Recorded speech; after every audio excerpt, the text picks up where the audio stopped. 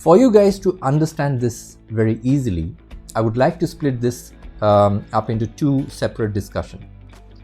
How can you build trust if you are a leader or a CEO or a business owner?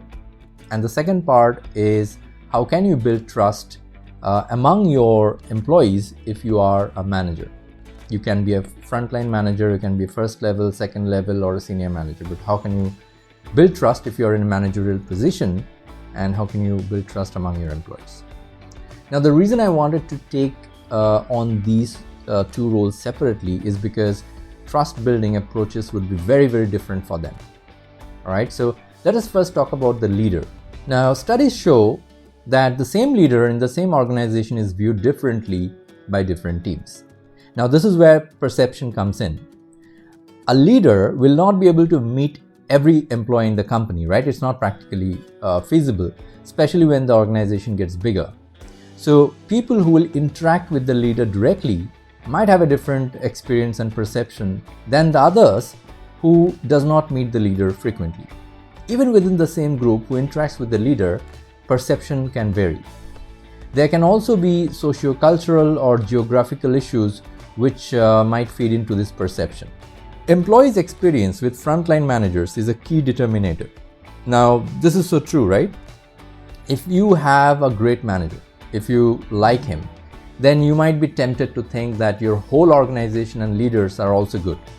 And similarly, if you have a bad manager, you might get tempted to think negative about your organization and all the leaders. And you might consider leaving the job. Frontline managers' experience with their bosses, with their leaders, is also a very key determinator. If a manager is treated poorly and he feels not trusted by his or her leaders, then naturally that will have a domino effect on his employees. So it needs to be noted that leaders of large organization has minimal direct impact on the employees. The key word here to note is direct impact. They will of course have indirect impact on employees.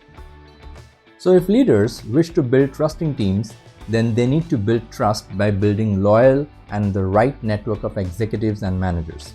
It is only through them and their next lines that a leader can indirectly impact the last employee of the organization. A leader's success depends on their reputation extending beyond their closest confidants. Now, this is to be understood properly. Even if a leader builds a close-knitted group of loyal and engaged managers and executives, but unless those managers does the same with their teams, things will not work. Trust will not flow. So a leader must insist time and again to the team, must talk to the team time and again to build trust with people the same way he is doing with them. Now let us talk about managers.